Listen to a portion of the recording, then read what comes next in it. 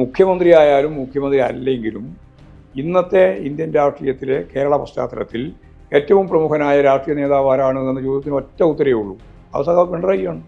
വേടൻ എന്ന പട്ടികജാതിക്കാരന് എന്താണ് ഇങ്ങനെയൊരു മ്യൂസിക്കിന് അടിസ്ഥാനം എന്ന് ചോദിക്കുന്ന തലത്തിലെത്തിയ ചാതുർവർണ്ണയാണ്.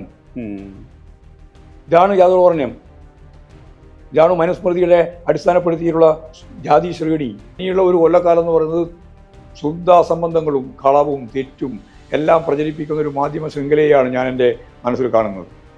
ഓരോ മാസവും 10,000 കോടി രൂപയുടെ നിക്ഷേപ സാധ്യതയുള്ള ഇന്ത്യയിലെ ഒരേ ഒരു സംസ്ഥാനം കേരളമാണ്. മഴവിൽ സഖ്യമാണ് ഇവിടെ രൂപം കൊള്ളുന്നത് എന്ന് പറഞ്ഞാൽ എല്ലാ വർഗീയവാദികളും, ഭൂരിപക്ഷ വർഗീയതയും ന്യൂനപക്ഷ വർഗീയതയും കാസ ഉൾപ്പെടെയുള്ള ക്രിസ്ത്യൻ വർഗീയതയും ഒക്കെ ചേർന്ന ഒരു വർഗീയ കൂട്ടുകെട്ട് ഇപ്പോൾ ഇവിടെ നിലമ്പൂരിൽ പ്രവർത്തിക്കുന്നു എന്നുള്ളതാണ് സത്യം. CPIM സംസ്ഥാന സെക്രട്ടറി MV ഗോവിന്ദൻ മാസ്റ്ററാണ് ദ ക്യൂ അഭിമുഖത്തിൽ. മാഷ് സ്വാഗതം. നമസ്കാരം. നമ്മൾ ഇതിനു മുമ്പ് ഒരു അഭിമുഖം എന്നുള്ള രീതിയിൽ സംസാരിച്ചിരുന്ന മാഷ് കേരളത്തിലുടനീളമുള്ളൊരു യാത്രയ്ക്ക് തുടക്കമിടുന്നതിൻ്റെ തലേ ദിവസമായിരുന്നു. ഇപ്പം ഒരു വളരെ സുപ്രധാനമായിട്ടുള്ളൊരു തെരഞ്ഞെടുപ്പ് ഘട്ടത്തിലാണ് പാർട്ടി. ലോക്സഭാ തെരഞ്ഞെടുപ്പിലൊക്കെ പാർട്ടിക്ക് ഒരു മേൽക്കൈ, അല്ലെങ്കിൽ LDF ഒരു മേൽക്കൈ ഉണ്ടായിരുന്നു സ്ഥാനാർത്ഥി പ്രഖ്യാപനത്തിൽ. LDF സ്ഥാനാർത്ഥി പ്രഖ്യാപനത്തിന് എത്രയോ ശേഷമാണ് UDF-ൻ്റെയും NDA-യുടെയൊക്കെ സ്ഥാനാർത്ഥി പ്രഖ്യാപനം വന്നത്. പക്ഷേ പാലക്കാട് ബൈ ഇലക്ഷൻ നോക്കിയാലും ഇപ്പോൾ നിലമ്പൂർ നോക്കിയാലും ഈ UDF-ൻ്റെ സ്ഥാനാർത്ഥി വന്നതിന് ശേഷം അത് നോക്കി ഒരു സ്ഥാനാർത്ഥിയെ പ്രഖ്യാപിക്കുന്ന ഒരവസ്ഥയിലേക്ക് പോവുകയാണോ, അല്ലെങ്കിൽ ഏതെങ്കിലും ഒരു സ്ട്രാറ്റജിക്കൽ ഫെയിലിയർ പോലുള്ളൊരു സംഗതി അതിലുണ്ടോ? എന്തെങ്കിലും അതൊരു പിഴവൊക്കെ ആയിട്ട് ഒരു പൊതുവ്യാഖ്യാനം വരുമല്ലോ. ഒരു പൊതുവ്യാഖ്യാനത്തിനും അടിസ്ഥാനമില്ല. ഞങ്ങൾ സ്ഥാനാർത്ഥിയെ നിർത്തേണ്ടുന്ന സമയമാകുമ്പോഴേക്ക് സ്ഥാനാർത്ഥിയെ തീരുമാനിക്കുക എന്നുള്ളതാണ്. മുൻകൂട്ടി തീരുമാനിക്കുന്നതിൻ്റെ ഭാഗമായിട്ട് പ്രത്യേകിച്ച് എന്തെങ്കിലും അഡ്വാൻറ്റേജ്, ഇപ്പോൾ UDF-ന് സ്ഥാനാർത്ഥിയെ നിശ്ചയിച്ചതുകൊണ്ട് യാതൊരു ഗുണവും ഉണ്ടായില്ല എന്ന് മാത്രമല്ല, അൻവർ UDF കുഴപ്പം അതാണ് ഇപ്പോൾ ഫോക്കസ് ചെയ്ത് മുന്നോട്ടേക്ക് വന്നുകൊണ്ടിരിക്കുന്നത്, അല്ലാതെ പ്രചരണ പ്രവർത്തനങ്ങളൊന്നുമല്ല. അതുകൊണ്ട് അതില്ല, രാഷ്ട്രീയത്തിൽ ഓരോ സന്ദർഭങ്ങളിലും ഓരോ രീതിയിലാണ് കൈകാര്യം ചെയ്യുക. ഞങ്ങൾ ഫലപ്രദമായ ഒരു സ്ഥാനാർത്ഥിയെ നിർണയിച്ച് നിശ്ചയിച്ച് നിർത്തുന്നതിന് വേണ്ടി പെട്ടെന്നാണല്ലോ ഇലക്ഷൻ പ്രഖ്യാപിച്ചു കഴിഞ്ഞത്. അപ്പോൾ സ്വാഭാവികമായിട്ടും ഞങ്ങൾക്ക് ഞങ്ങളുടേതായ സംഘടനാപരമായ ഒരു രീതിയുണ്ട്. പാർട്ടി സെക്രട്ടേറിയറ്റ് ചേരേണ്ടതുണ്ട്, LDF ചേരേണ്ടതുണ്ട്. അതൊക്കെ ചേർന്നിട്ട് തീരുമാനിച്ച് പോവുകയാണ് ചെയ്യുക. നടപടിക്രമങ്ങൾ എന്നുള്ള നിലയിലുള്ളൊരു കാലതാമസം മാത്രമാണ്, മറ്റ് സ്ഥാനാർത്ഥി പ്രശ്നം നമുക്കില്ല. ഈ ഒരു കാര്യം കൂടി ഉള്ളത്, ഇപ്പോൾ നിലമ്പൂരിൻ്റെ കാര്യം പറയുമ്പോൾ നിലമ്പൂര് തിരിച്ചു പിടിച്ച LDF തിരിച്ചു പിടിച്ചൊരു സ്ഥലമാണ്. LDF-ൻ്റെ നിലവിലെ സിറ്റിംഗ് സീറ്റുമാണ്. എനിക്കറിയാം PV അൻവറിനെ കുറിച്ച് സമീപ കാലങ്ങളിലൊന്നും തന്നെ ആ ചോദ്യങ്ങളെ അവഗണിച്ച് കളഞ്ഞ ആളാണ് പാർട്ടി സംസ്ഥാന സെക്രട്ടറി. എന്നാൽ പോലും ഇപ്പോൾ ഈ അൻവറിനെ കൂടി പരാമർശിച്ചുകൊണ്ട് ചോദിക്കുകയാണ്, അൻവർ നമ്മൾ നോക്കുകയാണെങ്കിൽ ഒരു പൊതുബോധത്തിൽ, അല്ലെങ്കിൽ എതിർപക്ഷത്തിനൊക്കെ ഇടതുപക്ഷത്തിൻ്റെ ഒരു സൈബർ സൈന്യാധിപൻ, അല്ലെങ്കിൽ സൈബർ സ്പേസിലെ ഒരു ലെഫ്റ്റിൻ്റെ ക്യാപ്റ്റൻ എന്നൊക്കെ തോന്നുന്ന വിധത്തിലുള്ളൊരു ബോധം ഉണ്ടാക്കിയെടുത്തിട്ടുണ്ടായിരുന്നു. അങ്ങനെ ഒരാളാണ് എതിർപക്ഷത്തുള്ളത്, സ്ഥാനാർത്ഥി അല്ലെങ്കിൽ പോലും എതിർപക്ഷത്തുള്ളത്. അത് ഏതെങ്കിലും തരത്തിലൊരു ആശങ്കയോ അല്ലെങ്കിൽ ഒരു ബാഹ്യപ്രതീതിയിൽ അങ്ങനെ അല്ലെങ്കിൽ പോലും ഉള്ളാലെ ഇടതുപക്ഷത്തെ CPM-നെ ആശങ്കപ്പെടുത്തുന്നൊരു സംഗതിയാണോ അൻവർ? അൻവറുമായിട്ട് ബന്ധപ്പെട്ട് ഒരാശങ്കയും ഞങ്ങൾക്കില്ല, ആദ്യം മുതലേ ഇല്ല. ഒന്നാമത്തെ ഇടതുപക്ഷ ജനാധിപത്യ മുന്നണിയെ തള്ളിപ്പറഞ്ഞ ആ ദിവസം അന്ന് ഞാനന്ന് ഡൽഹിയിലാണ് പത്രസമ്മേളനം നടത്തിയിട്ട് പൂർണ്ണമായും എല്ലാ തരത്തിലുള്ള ബന്ധവും വിച്ഛേദിച്ചു എന്ന് പ്രഖ്യാപിച്ചത്. ആ പ്രഖ്യാപിക്കുമ്പോഴും ഞങ്ങൾക്ക് നന്നായിട്ട് അറിയാം ഇദ്ദേഹം എവിടെ എത്തുകയെന്ന്. പേരെന്തെല്ലാം സ്വീകരിച്ചാലും കേരളത്തിൽ 2 സ്പേസേ ഉള്ളൂ അൻവറെ പോലുള്ളവർക്ക്. ഒന്ന് ഇടതുപക്ഷ ജനാധിപത്യ മുന്നണി, അല്ലെങ്കിൽ UDF. അപ്പോൾ അന്ന് ഞാൻ പറഞ്ഞാണ് UDF-ലേക്കാണ് യാത്ര. എത്ര ദിവസം എത്ര കാലമൊന്നും അന്ന് ഞാൻ പറഞ്ഞിട്ടില്ല. അതിലേക്കാണ് യാത്ര, അതിലേ പോകാൻ പറ്റുള്ളൂ. ഒന്നുകിൽ ഇടതുപക്ഷത്തോടൊപ്പം നിൽക്കുക, അല്ലെങ്കിൽ വലതുപക്ഷത്തോടൊപ്പം നിൽക്കുക. അൻവർ വലതുപക്ഷത്തോടും ഇടതുപക്ഷത്തോടും ഒപ്പം നിൽക്കാൻ പറ്റാത്ത രീതിയിലുള്ള ഒരു പ്രതിസന്ധിയിലാണ് ഇപ്പം ചെന്ന് എന്നാണ് കോൺഗ്രസിൻ്റെയും അൻവറുടെയും പ്രഖ്യാപനത്തിലൂടെ മനസ്സിലാക്കാൻ സാധിക്കുന്നത്. അതാണ് അതിലുള്ള പ്രശ്നം. അവരിപ്പോൾ ചർച്ച ചെയ്യുന്ന പ്രധാനപ്പെട്ട കാര്യം അതാണ്. അതിപ്പോൾ സ്ഥാനാർത്ഥിയെ മുൻകൂട്ടി നിശ്ചയിച്ചു എന്നുള്ളതുകൊണ്ട് ആ സ്ഥാനാർത്ഥി പര്യടനം അതിൻ്റെ പരിപാടിയല്ല അവർ ചർച്ച ചെയ്തുകൊണ്ടിരിക്കുന്നത്, അല്ലെങ്കിൽ മാധ്യമം നിങ്ങളും ചർച്ച ചെയ്യുന്നതല്ല. എല്ലാവരും ചർച്ച ചെയ്യുന്നത് ഇന്ന് രാവിലെ നോക്കുമ്പോൾ പൂർണ്ണമായിട്ടും അൻവർ പത്രസമ്മേളനമാണ്, പിന്നെ ഓരോരോ കോൺഗ്രസ് നേതാക്കന്മാരുടെയും പത്രസമ്മേളനങ്ങളാണ്. അതൊക്കെ തിരഞ്ഞെടുപ്പുമായി ബന്ധപ്പെട്ടുള്ള കാര്യമല്ല, തിരഞ്ഞെടുപ്പിൽ അൻവറോട് എടുക്കുന്ന നിലപാട് സംബന്ധിച്ചുള്ള പ്രശ്നമാണ്. ഇപ്പോൾ സത്യം പറഞ്ഞാൽ അൻവർ ഒരു വലിയ പ്രശ്നമായിട്ട് അവർക്കും നിൽക്കുക, അവരുടെ മുന്നണിയിൽ നിൽക്കുകയാണെന്ന് അതിനർത്ഥം. അത് ഞങ്ങൾക്ക് ഇടതുപക്ഷത്തെ സംബന്ധിച്ച് അല്ല ഞങ്ങൾക്ക് പ്രതിപക്ഷത്തെ സംബന്ധിച്ച് പ്രശ്നമില്ല. പ്രശ്നമായിട്ടാണ് ഏ? അൻവർ, ഇടതുപക്ഷത്തെ പ്രശ്നമായിട്ടല്ല അല്ലല്ല, പ്രതിപക്ഷത്തിലുള്ളൊരു, പ്രതിപക്ഷത്തിന്റെ പ്രശ്നമായിട്ടാണ് അൻവർ ഇപ്പോൾ ഉള്ളത്. അങ്ങനെയാണ് ഞങ്ങൾക്ക് അതിൻ്റെ അകത്ത് ഒരു CPM ആശങ്കയില്ല. കാണുന്നത്. കാരണം ഞങ്ങളുടെ പാർട്ടിയുടെ ഭാഗമായി ഇത്രയും കാലം പ്രവർത്തിച്ച, നിങ്ങൾ ഈ പറഞ്ഞ പോലെ സൈബറിൻ്റെ എല്ലാം ആളായി നടന്ന ഒരാൾ ഞങ്ങളുമായിട്ട് വിട്ടുപോകുമ്പോൾ ഒരു പാർട്ടി മെമ്പർ പോലും അദ്ദേഹത്തോടൊപ്പം പോയിട്ടില്ല എന്നുള്ളതാണല്ലോ സവിശേഷമായ നിലമ്പൂർ പശ്ചാത്തലം. ഉം. അതാണ് പാർട്ടി. ഈ നിലമ്പൂരിന്റെ കാര്യത്തിൽ എടുക്കുന്ന സമയത്ത് ഒരു പക്ഷേ ഈ പറഞ്ഞ UDFന്റെ നേതാക്കളിൽ നിന്നൊക്കെ വരുന്ന ഒരു കാര്യം, ഈ 10ാം വർഷത്തിലേക്ക് എത്തുന്ന പിണറായി വിജയൻ സർക്കാർ, ഞാൻ പറഞ്ഞത് 2 ടേം എന്ന് പറയുമ്പോൾ 10ാം വർഷത്തിലേക്ക് കടക്കുന്ന സമയത്ത് ഇത് ഭരണത്തിന്റെ വിലയിരുത്തലാവും എന്നുള്ള നിലയ്ക്ക് പ്രചരണത്തെ നയിക്കാൻ, അല്ലെങ്കിൽ പിണറായി വിജയൻ അടക്കമുള്ള ടീം അവിടത്തേക്ക് എത്തുന്ന സമയത്ത് ഇത് ഇടതുപക്ഷത്തിന്റെ വിലയിരുത്തലായിട്ട് കൂടി ഞങ്ങൾ കാണുന്നു എന്നുള്ള രീതിയിൽ ഒരു ബൈ ഇലക്ഷനെ സമീപിക്കാൻ തയ്യാറാകുമോ എന്നുള്ള ചോദ്യം സ്വാഭാവികമായിട്ടും പ്രതിപക്ഷത്തുനിന്നുണ്ട്. ആ അല്ല, രീതിയിൽ തന്നെയാണ് അഡ്രസ് ചെയ്യുന്നത്. കാരണം വെച്ചാൽ ഓരോ ഘട്ടത്തിലും ഓരോ പ്രചരണ അത് വേദിയിലും എല്ലാ തെരഞ്ഞെടുപ്പിലും ചോദിക്കാറുണ്ട്. ഏത് തെരഞ്ഞെടുപ്പിലും അത് ഒഴിവാക്കിയത്. ഓരോ ഉപതെരഞ്ഞെടുപ്പ് വരുമ്പോഴും അന്നേരമെല്ലാം ചോദിച്ച ചോദ്യം ഇത് വിലയിരുത്തലാവുമോ എന്നാണ്. അപ്പോഴെല്ലാം ഞങ്ങൾ പറഞ്ഞത് ഇത് മാത്രമല്ല വിലയിരുത്തലും. ഇപ്പോൾ അതിനെയാണ് പറയാനുള്ളത്. അതെ, അതായത് കേരളത്തിലെ ജനങ്ങൾ പൊതുവായിട്ട് വിലയിരുത്തിയിട്ടുണ്ട്. ഉം, അതിൻ്റെ അപ്പുറത്ത് ഇവിടെ എന്തോ വേറെ പുതിയ വിലയിരുത്തൽ വരികയാണ് എന്ന രീതിയിലാണല്ലോ ചോദിക്കുന്നത്. ഉം, ആ ചോദ്യത്തിൻ്റെ അർത്ഥ യഥാർത്ഥത്തിൽ അടുത്ത തെരഞ്ഞെടുപ്പിൽ അവർക്ക് അഭിമുഖീകരിക്കാൻ ഒരു പശ്ചാത്തലം ഒരുക്കാനാവുമെന്നാണ് നോട്ടം. ഉം, ഉം, അതിൻ്റെ അപ്പുറത്തൊന്നുമില്ല ഇനി. ഉം. ആ ചോദ്യത്തിന് പ്രസക്തിയുമില്ല. ഈ പാലക്കാട് ഉറപ്പായും പാലക്കാട് പോലല്ല. പാലക്കാട് ഒരു സിറ്റിംഗ് സീറ്റ് സ്വഭാവം UDFന് ഉണ്ടായിരുന്നു, ആ ഒരു മേൽക്കൈ ഉണ്ടായിരുന്നു. ഈ കാര്യത്തിൽ നിലമ്പൂർ എന്ന് പറയുന്നത് LDFന്റെ സിറ്റിംഗ് സീറ്റാണ്. അവിടെ ഈ പറയുന്ന മുസ്ലിം ലീഗിന്റെ വോട്ടിംഗ് അടക്കമുള്ള കാര്യങ്ങൾ വളരെ പ്രധാനപ്പെട്ട സംഗതിയാണ്. ഈ പാലക്കാട് തെരഞ്ഞെടുപ്പിൽ ഈ മത ആ, തീവ്ര അല്ലെങ്കിൽ മതമൗലികവാദ ശക്തികളുടെ പിന്തുണ UDF സ്വീകരിച്ചു എന്ന് തുടർച്ചയായ ആരോപണം LDFന്റെ ആരോപണമല്ലോ, ഭാഗത്തുണ്ടായിരുന്നു. ശരിയില്ല. അല്ല, അങ്ങനെ ഒരു ആരോപണം LDFന്റെ അതൊരു ഭാഗത്തുണ്ടായിരുന്നു. ആരോപണമല്ല, അതൊരു ആരോപണത്തിന്റെ പ്രശ്നമില്ല ഇതിനകത്ത്. നിലമ്പൂരിന്റെ അതായത് കാര്യത്തിൽ വരുമ്പോഴും ജമാഅത്ത് ഇസ്ലാമി, അതുപോലെ തന്നെ SDPI, ലീഗ്, കോൺഗ്രസ്, പാലക്കാടാകുമ്പോൾ കുറച്ച് RSS BJP വോട്ട്, ഇതെല്ലാം കൂടി സമാഹരിച്ചിട്ടാണ് അവർക്ക് അവിടെ ജയിക്കാൻ കഴിഞ്ഞത്. നന്നായിട്ട് നല്ല ഭൂരിപക്ഷം എന്ന് പറയുന്നത് അതാണ് കാര്യം. അതിൽ 10,000-ലധികം വോട്ട് ഞങ്ങളുടെ വോട്ടാണ് എന്ന് നേരിട്ട് തന്നെ SDPI അവകാശപ്പെടുകയുണ്ടായി. മാത്രമല്ല അവരാണ് ആദ്യമായിട്ട് രംഗത്തിറങ്ങുകയും അവസാനത്തെ ആഹ്ലാദ പ്രകടനത്തിന് മുമ്പിൽ നിൽക്കുകയും ചെയ്തിട്ടുള്ളത്. അത് SDPI ആണ്. ഇങ്ങനെ SDPIയുടെയും ജമാഅത്ത് ഇസ്ലാമിൻ്റെയും വോട്ട് ചേർത്ത് ഒരു മുന്നണി പോലെ പ്രവർത്തിച്ചിട്ടാണ് പാർലമെൻറ്റ് തെരഞ്ഞെടുപ്പിലും അവർ മുന്നേറിയിട്ടുള്ളത്. അതിനുശേഷം നടന്ന ഉപതെരഞ്ഞെടുപ്പിലും അത് തന്നെയാണ് ചെയ്തിട്ടുള്ളത്. അപ്പോൾ ഞങ്ങൾക്ക് സ്വാധീനമുള്ള മേഖലയിൽ ഞങ്ങളുടേതായ നിലപാട് സ്വീകരിച്ചുകൊണ്ട് ഞങ്ങൾ ജയിച്ചിട്ടുണ്ട്. അതാണല്ലോ ചേലക്കര കണ്ടിട്ടുള്ളത്. ചേലക്കര അവർ പറഞ്ഞിരുന്നത് ഇപ്രാവശ്യം ഈ ചേലക്കര നിയോജക മണ്ഡലം ഞങ്ങൾ തീർച്ചയായിട്ടും ജയിക്കും. എന്തുകൊണ്ടാണ്? ഭരണവിരുദ്ധ വികാരം ആ രീതിയിൽ അലയടിക്കുകയാണെന്നാണ് അവർ പറഞ്ഞത്. അത് പിന്നെ ആ തിരഞ്ഞെടുപ്പോടുകൂടി അത് അവസാനിച്ചു. അതുകൊണ്ട് തിരഞ്ഞെടുപ്പിൻ്റെ ഭാഗമായിട്ട്, ഏതെങ്കിലും ഒരു തിരഞ്ഞെടുപ്പിൻ്റെ ഉപതെരഞ്ഞെടുപ്പിൻ്റെ ഭാഗമായിട്ട് അതാണ് എല്ലാം നിർണ്ണയിക്കുന്നത് എന്ന് പറയുന്നതിലൊന്നും വലിയ കാര്യമില്ല. ഈ അത് സ്വാധീനിക്കുന്നുള്ളത് സത്യമാണ്. നിലമ്പൂരിന്റെ കാര്യത്തില് ഈ നിലമ്പൂരിന്റെ കാര്യത്തിൽ LDFന് മുന്നില് അല്ലെങ്കിൽ CPMന് മുന്നിലുള്ള ഒരു ഒരു ഒരു പ്രതീക്ഷ ചെയ്ത തരത്തില്ല. കാരണം നേരത്തെ മാഷ് തന്നെ അതൊരു മഴവിൽ സഖ്യം എന്നുള്ള രീതിയിലാണ് ഡൽഹിയിലും പിന്നെ കേരളത്തിലും ഉള്ളത്, പാലക്കാടിന്റെ കാര്യത്തിൽ പറഞ്ഞത്. ഇവിടെയും അത്തരം ഒരു സംയുക്ത നീക്കമാണോ പ്രതിപക്ഷത്തിന്റെ ഭാഗത്ത്? ഇവിടെ ഇപ്പോൾ കുറേയും കൂടി പച്ചയായിട്ട് BJP ആയിട്ടുള്ള ഐക്യം വരാൻ പോവാണ് നിലമ്പൂരിൽ. കാരണം BJP സ്ഥാനാർത്ഥിയെ നിർത്തുവോ ഇല്ലയോ എന്നുള്ളതിന് ആശങ്കയുണ്ട്. അതുപോലെ തന്നെ അങ്ങനെ സ്ഥാനാർത്ഥിയെ നിർത്തേണ്ടതില്ല എന്ന രാജീവ് ചന്ദ്രശേഖരൻ എന്ന പ്രസിഡന്റിൻ്റെ നിലപാടുണ്ട്. അതൊക്കെ വെച്ചുകൊണ്ട് യഥാർത്ഥത്തിൽ ഇവിടെ ഞാൻ പാലക്കാട് പറഞ്ഞ പോലെ തന്നെ അതിനേക്കാൾ ശക്തിയായ രീതിയിലുള്ള മഴവിൽ സഖ്യമാണ് ഇവിടെ രൂപം കൊള്ളുന്നത്. എന്ന് പറഞ്ഞാൽ എല്ലാ വർഗീയവാദികളും, ഭൂരിപക്ഷ വർഗീയതയും ന്യൂനപക്ഷ വർഗീയതയും കാസ ഉൾപ്പെടെയുള്ള ക്രിസ്ത്യൻ വർഗീയതയും ഒക്കെ ചേർന്ന ഒരു വർഗീയ കൂട്ടുകെട്ട് ഇപ്പോൾ ഇവിടെ നിലമ്പൂരിൽ പ്രവർത്തിക്കുന്നു എന്നുള്ളതാണ് സത്യം. മാഷ് CPMന്റെ സംസ്ഥാന സെക്രട്ടറി പദം ഏറ്റെടുത്തതിന് തൊട്ടു പിന്നാലെ മുസ്ലിം ലീഗുമായി ബന്ധപ്പെട്ട് കുറച്ചുകൂടി, അല്ലെങ്കിൽ മുസ്ലിം ലീഗിനെ അല്ലെങ്കിൽ മുസ്ലിം ലീഗിലെ ജനാധിപത്യ സ്വഭാവമുള്ള അല്ലെങ്കിൽ മതേതരത്വ വിശ്വാസമുള്ള ആളുകളെ CPMമായിട്ട് ചേർന്ന് അല്ലെങ്കിൽ CPMന് ഭാവിയിൽ അവരുമായിട്ട് അസോസിയേറ്റ് ചെയ്യാൻ പറ്റുന്നൊക്കെയുള്ള രീതിയിൽ വ്യാഖ്യാനിച്ചൊരു സ്റ്റേറ്റ്മെന്റ് ഉണ്ടായിരുന്നു. അല്ലെ അന്ന് CPMന്റെ പക്ഷത്തുള്ള പലരും അല്ലെങ്കിൽ മുസ്ലിം ലീഗിലെ ഒരു വിഭാഗം അവിടെ പ്രതീക്ഷ നഷ്ടപ്പെട്ട് ഇടതുപക്ഷത്തിന്റെ ഭാഗമാവുന്നായിരുന്നു പറഞ്ഞിരുന്നത്. പക്ഷേ അതിന്റെ തുടർച്ചയിൽ നോക്കുകയാണെങ്കിൽ മുസ്ലിം ലീഗിനെ കൃത്യമായിട്ട് ജമാഅത്ത് ഇസ്ലാമിയും SDP ആയിട്ടുള്ള ഒരു സഖ്യത്തിന് മുതിരുന്നവർ, അല്ലെങ്കിൽ ജമാഅത്ത് ഇസ്ലാമിയെ തള്ളിപ്പറയാത്തവർ, അല്ലെങ്കിൽ ഇതൊരു അലയൻസ് സ്വഭാവത്തിലേക്ക് പോകുന്നു എന്നുള്ള ആശങ്കയാണ് CPM തുടർച്ചയായി ഉന്നയിക്കുന്നത്. പാലക്കാടൊക്കെ എത്തുമ്പോൾ അത് കുറച്ചുകൂടി ക്ലാരിറ്റിയിലാണല്ലോ പറയുന്നത്. അല്ലല്ല, അതങ്ങനെയല്ല വിശകലനം ചെയ്യേണ്ടത്. ആ വിശകലന രീതിൻ്റെ തകരാറാണ്. അതായത് മുസ്ലിം ലീഗ് എടുക്കുന്ന വർഗീയ വിരുദ്ധ നിലപാടുണ്ട്. അതെ. ആ വർഗീയ വിരുദ്ധ നിലപാട് പ്രധാനമായിട്ടും ഭൂരിപക്ഷ വർഗീയതക്കെതിരായിട്ടാണ്. RSS ഉൾപ്പെടെ എടുത്തുകൊണ്ടിരിക്കുന്ന, പ്രത്യേകിച്ച് കേന്ദ്ര ഗവൺമെൻറ്റിൻ്റെ നിയമനിർമ്മാണം ഉൾപ്പെടെയുള്ള പ്രശ്നമാണ്. അതാണല്ലോ പൗരത്വ ഭേദഗതി.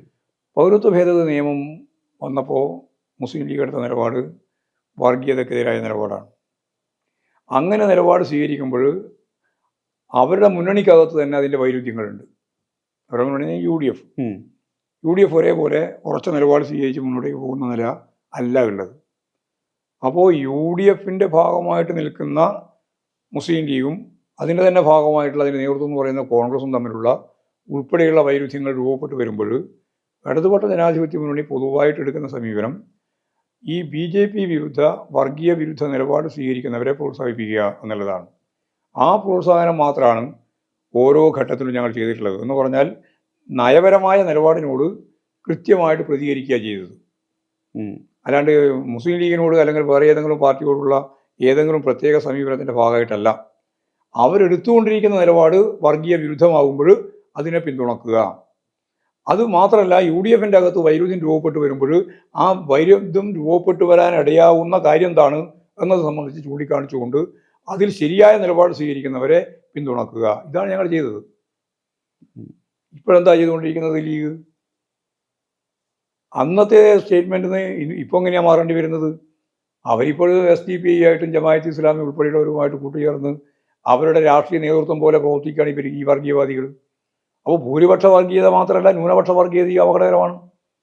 അപ്പോൾ ന്യൂനപക്ഷ വർഗീയതയുമായി ചേർന്ന് മുമ്പോട്ടേക്ക് പോകുന്ന മുസ്ലിം ലീഗിൻ്റെ നിലപാടിനെ പിന്നെ എങ്ങനെയാണ് കഴിഞ്ഞ പ്രാവശ്യത്തെ നിലപാട് ഞങ്ങൾക്ക് സ്വീകരിക്കാനാവുക? അപ്പോൾ ഞങ്ങളുടെ നിലപാടിൻ്റെ പ്രശ്നം അടിസ്ഥാനപരമായിട്ടുള്ള സമീപനങ്ങളാണ്. അതായത് വിഷയാധിഷ്ഠിതമായിട്ടാണ്. അതിനിയും അങ്ങനെ തന്നെയാണ്. ഇപ്പം ഈ അതിനെ രാഷ്ട്രീയ കൂട്ടുകെട്ടായിട്ടും ഒക്കെ ചിത്രീകരിക്കുന്നത് മാത്രമേ ഉള്ളൂ. അത് സ്വാഭാവികമായിട്ടൊരു ചിത്രീകരണമായിട്ട് കണ്ടാൽ മതി. ഞങ്ങളെടുക്കുന്ന നിലപാടിൻ്റെ അടിസ്ഥാനപരമായ കാഴ്ചപ്പാടാണ്. നമുക്കറിയാം, പാർട്ടി കോൺഗ്രസിന് ശേഷം സംസ്ഥാന സമ്മേളനത്തിന് ശേഷം അതായത് പിണറായി വിജയൻ സർക്കാരിൻ്റെ ഒരു മൂന്നാം ഘട്ടം, അല്ലെങ്കിൽ LDFൻ്റെ ഭരണ തുടർച്ച ഒരു ചരിത്രത്തിലൊരു അപൂർവതയായിട്ട് ഒരു മൂന്നാം ഘട്ടത്തിലേക്ക് വരുമെന്നുള്ളൊരു പ്രതീക്ഷ, അങ്ങനെ ഒരു ഹോപ്പിലാണ് പാർട്ടി ഘടകങ്ങൾ അല്ലെങ്കിൽ പാർട്ടി തലത്തിലെ പ്രധാനപ്പെട്ട നേതാക്കളും പറയുന്നത്. ഇപ്പം ഈ നിലമ്പൂരിൽ ഒരു തിരിച്ചടി ഉണ്ടായാൽ അത് ഏതെങ്കിലും തരത്തിലൊരു ശുഭപ്രതീക്ഷയ്ക്ക് സ്വാഭാവികമായിട്ട് മങ്ങലേൽക്കുമല്ലോ. നിലമ്പൂർ എന്ത് തിരിച്ചടിയാണ് ഉണ്ടാവേണ്ടത്? നിലമ്പൂർ എന്ത് അടിസ്ഥാനത്തിലാണ്, ഏത് അടിസ്ഥാനത്തിലുള്ള തിരിച്ചടിയാണ് ഉണ്ടാവേണ്ടത്? രണ്ട് തരം ഫലവും പ്രതീക്ഷിക്കാം. ഞങ്ങൾ പലപ്പോഴും ജയിക്കുകയും തോക്കുകയും ചെയ്ത മണ്ഡലം. ഇത് നന്നായിട്ട് ജയിക്കുകയും ചെയ്തിട്ടുണ്ട്. ആര്യാട മോഹനത്തിനെ ജയിപ്പിക്കാൻ 1.5 മാസം അവിടെ പ്രവർത്തിച്ച ഒരാളാണ് ഞാൻ. 80-ൽ അവിടെ പോയിട്ട് അവിടെ നിന്ന് പ്രവർത്തിച്ചാണ്. അതൊരു രാഷ്ട്രീയ നിലപാടാണ്. അതിനടിസ്ഥാനപ്പെടുത്തിയിട്ട് ആര്യാടനെ ജയിപ്പിച്ചിട്ടുണ്ട്. കുഞ്ഞാലിയെ വെടിവെച്ച് കൊന്ന കേസുമായിട്ട് ബന്ധപ്പെട്ട പ്രശ്നത്തിൻ്റെ അകത്ത് വളരെ വൈകാരികമായ ഒരു തലം നിലനിൽക്കുമ്പോഴാണ് യഥാർത്ഥത്തിൽ 1980-ലെ ഗവൺമെൻറ്റിൽ ആന്റണി കോൺഗ്രസിൻ്റെ ഭാഗമായിട്ട് മന്ത്രിയായിട്ട് വരുന്നത് ആര്യാടൻ മുഹമ്മദ്.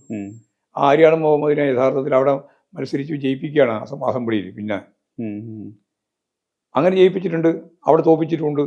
പിന്നെ ഞങ്ങൾ ജയിച്ചിട്ടുണ്ട്, പിന്നെ ഞങ്ങൾ തോറ്റിട്ടുണ്ട്, പിന്നെ ഞങ്ങൾ സ്വതന്ത്രന്മാരെ അണിനിരത്തി ജയിച്ചിട്ടുണ്ട്. അങ്ങനെയൊക്കെ നിരവധി ചരിത്രം ഈ നിലമ്പൂരിനുണ്ട്. അപ്പോൾ നിലമ്പൂരിൻ്റെ ഒരു പൊതുചിത്രം ഞങ്ങളും അതുപോലെ തന്നെ UDFും ഒക്കെ ജയിക്കുകയും തോൽക്കുകയും ചെയ്യുന്ന ഒരു മണ്ഡലത്തിൻ്റെ പശ്ചാത്തലം അവിടെയുണ്ട്.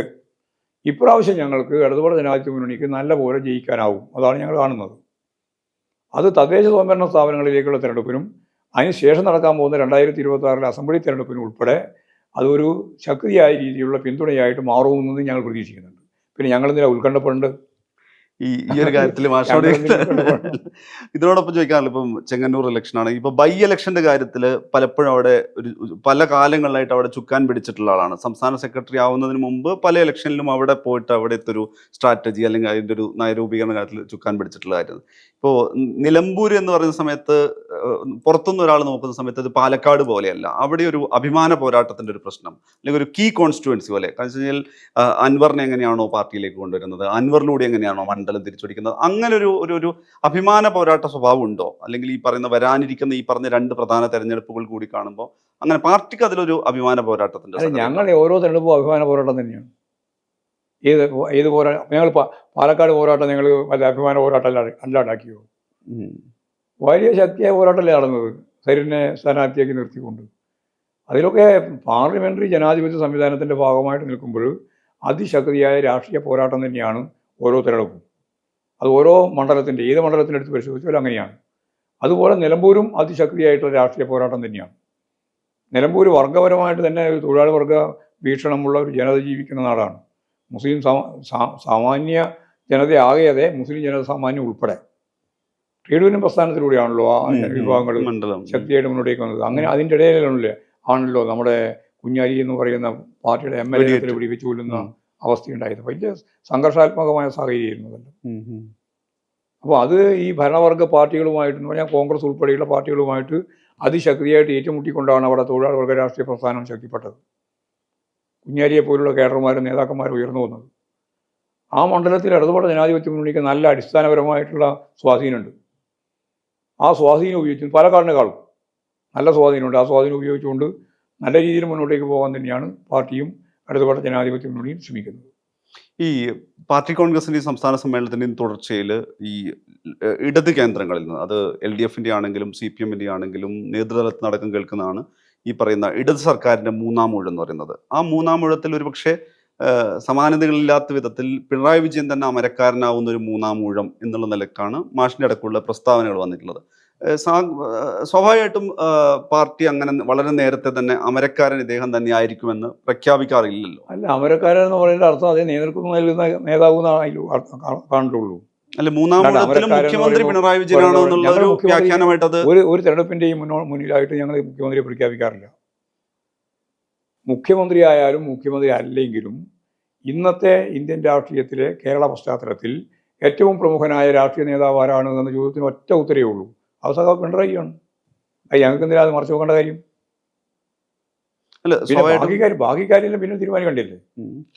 ഈ ഇലക്ഷൻ നയിക്കാൻ പോകുന്നത് ആരാണ് എന്ന ചോദ്യത്തിന് പാർട്ടിയാണ് നയിക്കുക, പാർട്ടിയുടെ മുൻപന്തിയിൽ ആരാണ് എന്നുള്ളതിന് കൃത്യമായ ഉത്തരമാണ് പിണറായിയാണ്. അതിന് ഞങ്ങൾക്ക് യാതൊരു സംശയമില്ല. അവിടെ ഇപ്പം ഞാൻ പറയുന്നത് ഈ പറഞ്ഞ ഈ 2 തവണ ഭരണത്തിലേറി അല്ലെങ്കിൽ അങ്ങനെ ഒരു സമാനതകളില്ലാത്ത ഒരു നേട്ടമുണ്ടാക്കി എന്നുള്ളതാണ് ഒരു പ്രായത്തിന്റെ ഇളവ് കൂടി അവിടെ സംഭവിക്കുന്നത്. അതിൻ്റെ അകത്ത് നിങ്ങൾ കാണേണ്ടതെന്ന് വെച്ചാൽ CPIMനെ സുദീർഘകാലം നയിച്ച പാർട്ടി സെക്രട്ടറിയാണ് സഖാവ് പിണറായി. സുദീർഘകാലം, ആ കാലം കഴിഞ്ഞതിന് ശേഷമാണ് യഥാർത്ഥത്തിൽ മുഖ്യമന്ത്രി പദത്തിലേക്ക് വരുന്നത്. അതും 2 ടേം തുടർച്ചയായിട്ട് വരുന്ന ആദ്യത്തെ മുഖ്യമന്ത്രിയാണ്. സ്വാഭാവികമായിട്ടും ജനങ്ങളുടെ മനസ്സിൽ ഒരു നേതാവ് എന്ന രീതിയിൽ അവരുടെ ഒരു അവബോധത്തിലാണല്ലോ അത് സൃഷ്ടിക്കുക. അല്ലെങ്കിൽ ബ്രാക്കറ്റിൽ എഴുതി വെക്കുന്ന സ്ഥാനപ്പേരല്ല നേതാവ്. ഒരു ജനതയെ ആകെ നയിക്കാൻ ശേഷിയുള്ള കെൽപ്പുള്ള ജനനായകന് ജനങ്ങളുടെ ഹൃദയത്തിൽ നൽകുന്ന സ്ഥാനമാണ് നേതാവ്. ആ നേതാവിനെ ആ അർത്ഥത്തിലാണ് ജനങ്ങൾ കാണുന്നത്. അതിലിപ്പോൾ ഇന്ന് കേരളത്തിലെ ഏറ്റവും പ്രമുഖനായ ഇടതുപക്ഷ നേതാവ് അത് സഖാവ് പിണറായി തന്നെയാണ്. പൊതുവായ കേരളത്തിൻ്റെ നേതാവും അദ്ദേഹം തന്നെയാണ്. പക്ഷെ നമ്മൾ പറയില്ല ഒരു മാധ്യമ നിർമ്മിതമാണെന്നോ പൊതുവെ നിർമ്മിതം എന്നൊക്കെ പറയുന്ന തരത്തിൽ ഇപ്പുറത്തെ പാർട്ടിക്ക് അതീതനാവുന്ന അല്ലെങ്കിൽ എല്ലാ തരത്തിലും ഈ പറയുന്ന പാർട്ടിയുടെ ഒരു അന്തിമ ശബ്ദമാവുന്ന വിധത്തിൽ പിണറായി വിജയനിലൂടെയാണ് ഇനി പാർട്ടി അല്ലെങ്കിൽ പാർട്ടി പിണറായി വിജയൻ വിധേയപ്പെട്ട സംവിധാനം അത്തരൊരു വ്യാഖ്യാനം കൂടി തുടർച്ചയായി വരുന്നൊരു സാധ്യതയില്ല. അതിലൊന്നും ഒരു അടിസ്ഥാനമില്ല. വെറുതെ വ്യാഖ്യാനിക്കാൻ ആർക്കാ വ്യാഖ്യാനിച്ചുകൂടാതെ? ഞങ്ങളിതിൽ കാണുന്ന ഇത്രയേ ഉള്ളൂ. കേരളത്തിലെ CPIMൻ്റെ തലമുതിർന്ന നേതാവ്, സുദീർഘകാലം പാർട്ടി സെക്രട്ടറി, ഏറ്റവും തുടർച്ചയായിട്ട് മുഖ്യമന്ത്രിയായിട്ട് പ്രവർത്തിച്ച ഒരു നേതാവ്, ഇന്നും വളരെ ഫലപ്രദമായിട്ട് ഭീഷണാശാലിയായ ഒരു രാഷ്ട്രീയക്കാരൻ എന്ന രീതിയിൽ തന്നെയാണ് പിണറായി അറിയപ്പെടുന്നത്. ആ അർത്ഥത്തിൽ ഭാവി, ഈ കേരളത്തിൻ്റെ ഭാവി എന്താണ് എന്ന് നിർണ്ണയിക്കാനും അതിന് ചുക്കാൻ പിടിക്കാനും സാധിക്കുന്ന CPIMൻ്റെ ഏറ്റവും പ്രമുഖനായ നേതാവാണ് സഖാവ് പിണറായി. അത് ആ രീതിയിലാണ് കാണേണ്ടത്. അതിന് പിന്നെ വേറെ എന്ത് വ്യാഖ്യാനം കൊടുത്താലും ഞങ്ങൾക്ക് അതിൽ പ്രശ്നമുള്ള കാര്യമില്ല. നെഗറ്റീവായ കാര്യമൊന്നും ശ്രദ്ധിക്കുന്ന പ്രശ്നമില്ല. പോസിറ്റീവായ കാര്യം മാത്രം ആലോചിച്ചാൽ മതി. ഇനി വെറുതെ ആവശ്യമില്ലാതെ ഈ വെളുപ്പ് പണവും കൊണ്ട് നടക്കേണ്ട കാര്യമൊന്നും ഞങ്ങൾക്കില്ല മനസ്സിൽ. ഇതിനോട് നമ്മൾ അന്ന് യാത്ര സംസാരിച്ചപ്പോഴും ഞാൻ മാഷിനോട് ചോദിച്ചു, ഈ നമ്മുടെ ഒരു സംസ്ഥാനത്തിൻ്റെ ഫെഡറൽ സ്വഭാവത്തിന് അല്ലെങ്കിൽ ഇതിനെതിരെ വരുന്നൊരു വെല്ലുവിളിയായിട്ട് പലപ്പോഴും ഈ ഗവർണറുടെ നിയമനം അതിൻ്റെ ഇപ്പം നമ്മൾ ഏറ്റവും ഒടുവിൽ പോലും പുതിയ ഗവർണർ വന്നിട്ടും ഈ പറയുന്ന ഏതെങ്കിലും തരത്തിലൊരു സൗഹൃദ സമീപനം സർക്കാർ പുലർത്തിയാൽ പോലും ഗവർണറുടെ നയനിലപാടിൽ വലിയ വ്യത്യാസം വരുന്നില്ല. അടുത്ത ഗവർണർ വരുമ്പോഴും ഇത് ഏതെങ്കിലും തരത്തിലൊരു സംഘപരിവാറിൻ്റെ ഈ പറഞ്ഞ നയസമീപനങ്ങളുടെ ഒരു തുടർച്ച പോലെ തോന്നുന്ന രീതിയിൽ, അല്ലെങ്കിൽ ഈ പറയുന്ന BJP സർക്കാരിൻ്റെ ഒരു ഇടപെടൽ എന്നുള്ള രീതിയിൽ ഗവർണറിനെ ഒരു ടൂളാക്കി മാറ്റുന്നു എന്നുള്ളത്, അത് നേരത്തെ തമിഴ്നാട്ടിൽ നിന്ന് വരുന്ന ആരോപണമാണ്. കേരളത്തിലും ആ ഒരു ആരോപണത്തിന് തുടർച്ച ഉണ്ടാവുകയാണല്ലോ പുതിയ ഗവർണർ ഉണ്ടായപ്പോഴും. അതെ. അല്ല, ഗവർണറെ ഉപയോഗപ്പെടുത്തിയിട്ട് അവർക്ക് സ്വാധീനമില്ലാത്ത ഭരണമില്ലാത്ത സംസ്ഥാനങ്ങളിൽ എങ്ങനെയാണ് ഈ കാവ്യവൽക്കരണം നടത്തേണ്ടത് എന്നാണ് നയം. അതാ പ്രശ്നം. വേറെ ഗവർണർ ഏതെങ്കിലും ഗവർണറിനെ പറ്റിയല്ല പറയേണ്ടത്. എവിടെയായാലും അവർക്ക് ഗവൺമെൻറ് ഇല്ലാത്ത സംസ്ഥാനങ്ങളിൽ അവരുദ്ദേശിക്കുന്നത് ഹിന്ദു രാഷ്ട്രം ഉണ്ടാക്കുക എന്നുള്ളതാണ്. ഹിന്ദുത്വ അജണ്ടയാണ് അവരുടെ ഏറ്റവും പ്രധാനപ്പെട്ട മുദ്രാവാക്യം. അതിന് പറ്റാവുന്ന രീതിയിൽ എങ്ങനെയാണ് കാവ്യവൽക്കരണം ഓരോ സംസ്ഥാനത്തിലും അവർക്ക് സ്വാധീനമുള്ള മേഖലയിൽ ഉൾപ്പെടെ നടത്തുക, അതിന് ഗവർണറെയാണ് അവർക്ക് ഉപയോഗിക്കാൻ സാധിക്കുന്ന ഏറ്റവും പ്രധാനപ്പെട്ട ടൂള്. ആ ഗവർണറെ അവർ ഉപയോഗിക്കാൻ ശ്രമിക്കുകയാണ്. എല്ലാ സ്ഥലത്തും അത് തന്നെയാണ്.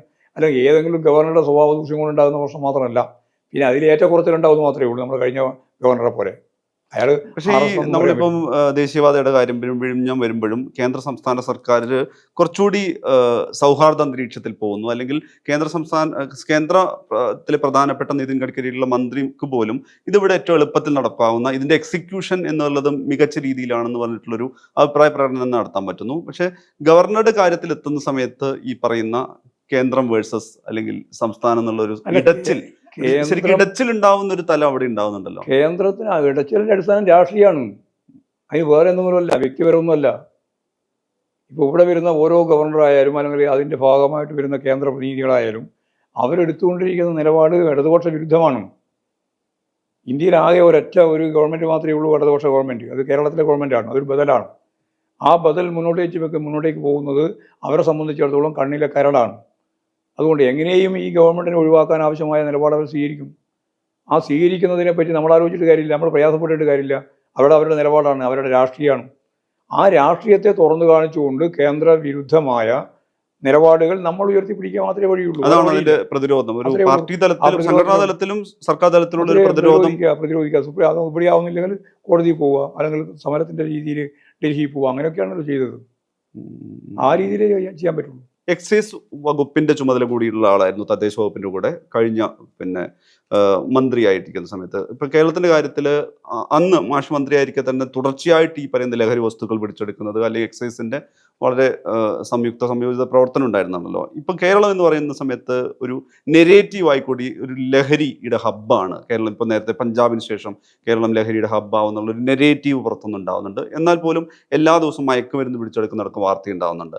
ഇപ്പം കേരളത്തിലുടനീളം ഒരു പ്രചരണ ജാഥ നയിച്ച ഒരാൾ, അല്ലെങ്കിൽ കേരളത്തിലുടനീളം യാത്ര ചെയ്യുന്നു എന്നുള്ള ഇതിൽ ഈ ലഹരി വളരെ പ്രധാനപ്പെട്ട രീതിയിൽ കേരള സമൂഹത്തിന് വേണ്ടി പിടിമുറുക്കുന്നുണ്ടോ? അതിനെ ഏത് രീതിയിലൊക്കെ പ്രതിരോധിക്കാനാവുന്നുണ്ട്? ലഹരിക്കെതിരായിട്ടുള്ള ബോധവൽക്കരണം തന്നെയാണ് പ്രധാനം. നിയമ നടപടികളോടൊപ്പം തന്നെ നല്ല രീതിയിലുള്ള പുതിയ തലമുറയെ പൂർണ്ണമായിട്ട് ലഹരി മുക്തമാക്കേണ്ടുന്നതിൻ്റെ ആവശ്യകത അവരെ ബോധ്യപ്പെടുത്തുക. അതാണ് ഏറ്റവും പ്രധാനപ്പെട്ട കാര്യം. ഇപ്പം ഇന്ന് ഈ എറണാകുളം ജില്ലയിൽ ഏറ്റവും ശക്തിയായൊരു പരിപാടി ആരംഭിക്കാൻ പോവുകയാണ്. ഇന്നതിൻ്റെ പരിപാടി ഇന്ന് വൈകുന്നേരം 5 മണിക്ക് അവിടെ ടൗൺ ഹാളിൽ വെച്ചിട്ടുണ്ട്. പാർട്ടി തലത്തിൽ അത് 3000-ലധികം വരുന്ന കേന്ദ്രങ്ങളിലേക്ക് അതിൻ്റെ യൂണിറ്റുകളായിട്ട് അതിനെ കൈകാര്യം ചെയ്യും. 15 കേന്ദ്രങ്ങളിലുള്ള വലിയ സമ്മേളനങ്ങളാക്കി അതിനെ മാറ്റും. ഓരോ വീട്ടിലും കയറിയിട്ട് എന്താണ് ലഹരിയുടെ അപകടം എന്ന് ബോധ്യപ്പെടുത്താൻ വേണ്ടിയിട്ടുള്ള ബോധപൂർവമായ ഇടപെടൽ നടത്തും. അങ്ങനെ നടത്തുന്നതിൻ്റെ ഭാഗമായിട്ടുള്ള ഒരു ബോധവൽക്കരണം രൂപപ്പെടുത്തിക്കൊണ്ട് മാത്രമേ സ്കൂൾ തലത്തിൽ തന്നെ രൂപപ്പെടണം. അതിപ്പോൾ ഏതാണ്ട് ഹൈസ്കൂൾ തലം മുതൽ ആരംഭിക്കണം.